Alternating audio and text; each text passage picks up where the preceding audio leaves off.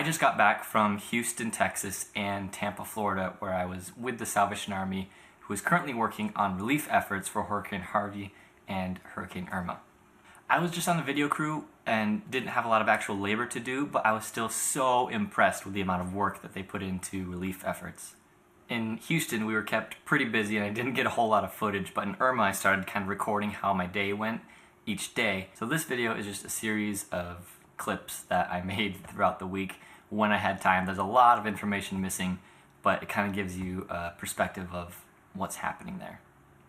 It is 5:30 in the morning, which is way too early to be awake, but I need to get to LAX because we're flying to Florida right now to catch Irma.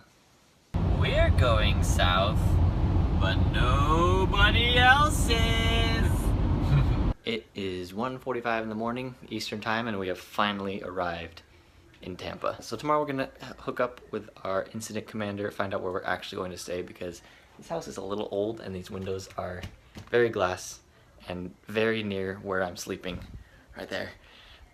So I'd rather not be staying in here during a Category 4 hurricane.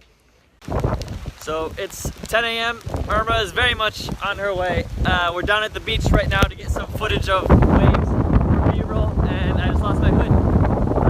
And we're making sure that there aren't any people on the beach because it's obviously getting kind of dangerous. Wind picked up like crazy just now and we got drenched, so we're going back to shelter because... Let's stop at the beach on the way though. That road? Yeah. We'll just stop there. We're gonna stop one more time. From the beach to the houses and then I'm gonna hop back in. We're gonna get one more shot because we're going back. The hurricane is officially starting. So we're getting shots of buildings boarded up and then heading back to base because the wind is about to pick up. We've got about an hour until ambulances stop driving around, and that's the point where we don't want to be out anymore. So it's starting. So we just ate lunch at the house and I had a little micro nap because I got sleepy. Now we're locking everything down, taking everything out, and we're heading to the shelter because Irma is very much on her way. And here's very concerned Gab looking out the window. We're about to sit through a hurricane. Here we go. It is 11:30 p.m. and Irma is almost directly above us right now, which is a little scary, but we're in a shelter, as you can see. Big old room. It's a little weird because there's a glass wall back there and people can totally just watch us in here sleeping and working on our piece that we're trying to release and all that. So it's kind of a fishbowl situation, but we'll get over it. We have cots, we have walls, and we're dry. So we're not gonna complain. It's Monday morning. Irma has passed by and today the relief efforts begin. So we are driving to the Emergency Disaster Services warehouse where we will be doing something. I don't even know. What are we doing? We're gonna find out what we're going to do to put Florida back together again. We're gonna make Florida great again.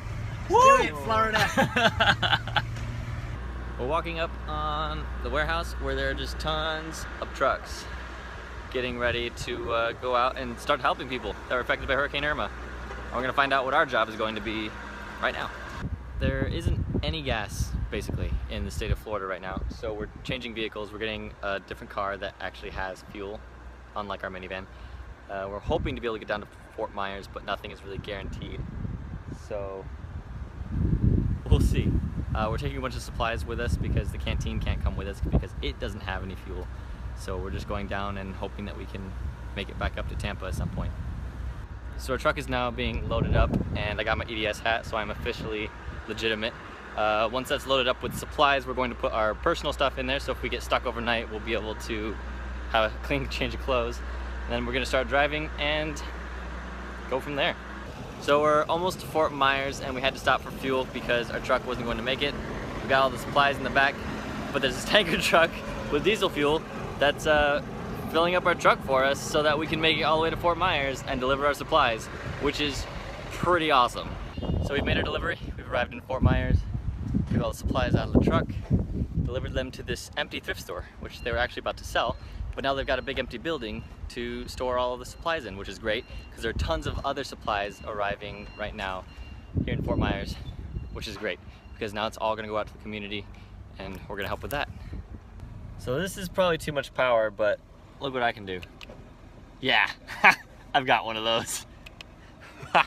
If you want to help out the Salvation Army with their relief efforts, you can text the word STORM to 51555, or you can visit helpsalvationarmy.org. Or if you're not the texting or internet type, you can call 1-800-SAL-ARMY and give a donation that way. Thank you for anything that you can contribute to help the relief efforts after Hurricane Harvey and Hurricane Irma. I don't really know what else to say, so just thanks.